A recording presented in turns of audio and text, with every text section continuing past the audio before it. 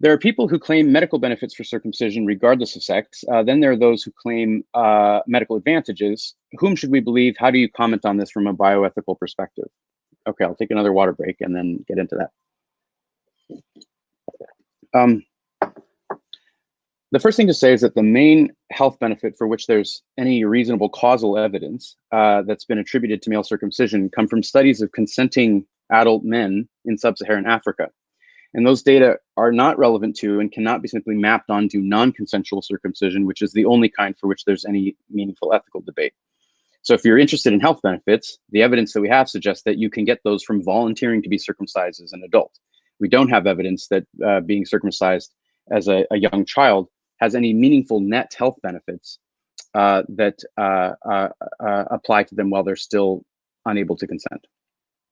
I could get into specifics. I mean, there's one exception to that, which is the thought that urinary tract infections are meant to be less common in boys who are circumcised than those who are not.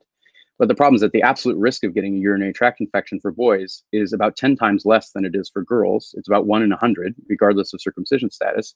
So you would have to perform 100 circumcisions to prevent one urinary tract infection, which could be treated with antibiotics, which is the standard of care for girls who get UTIs 10 times more frequently than boys do. So again, this is a total red herring.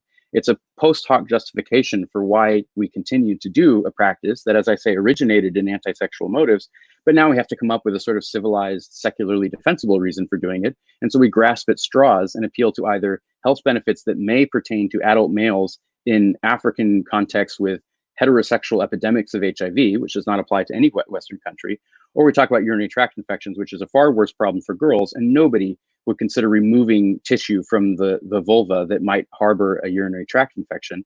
Instead, you just treat the infection, which is, of course, what is required by medical ethics. You don't turn to surgery as the first line of defense against a treatable infection. It's only the last line of defense when all other more conservative measures have failed. So just the logic here is removing any part of the body is likely to have some statistical health benefit in the sense that the removed body part can no longer host an infection or be a vector for transmission of disease to other parts of the body. But the question is not, might some statistical health benefits follow from a non-consensual genital surgery, but rather, are these benefits very important? How do they stand in relation to risks and harms? And can they be achieved non-surgically and in a way that respects the autonomy of the person? That is, in a way that does not present the particular risks and harms associated with surgery on this special part of the body, including non-physical emotional harms due to the removal of choice. And the answer to all those questions is obviously there are better ways to achieve health benefits than by preventative surgery.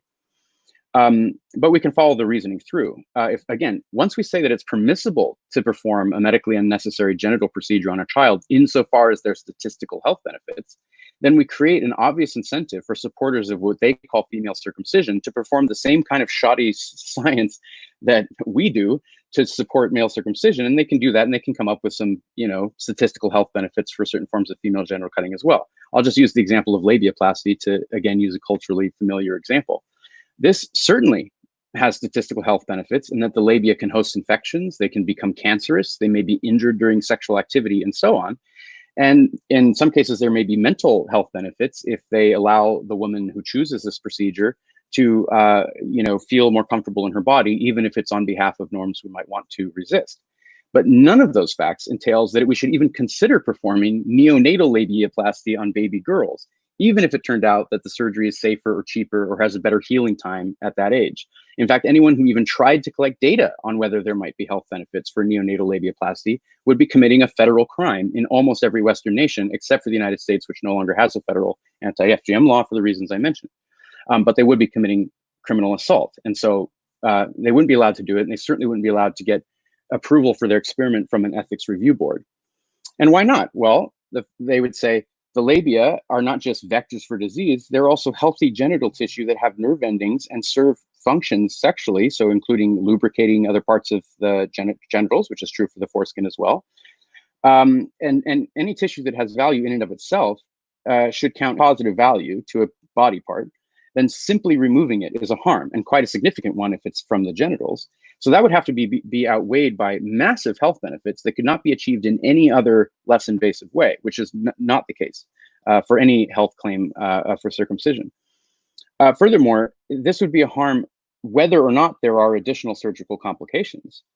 So even if the risk of surgical complications is low, and I would say low by whose standards? I mean, I should get to decide what risk I'm willing to tolerate on this part of my body in pursuit of which kinds of benefits. So you might think it's low in absolute terms, but I might say I actually don't want any sharp object taken toward my genitals. So the weight to be assigned to different risks and benefits is a highly individual thing. And my argument is it should be up to the person whose body is going to be affected.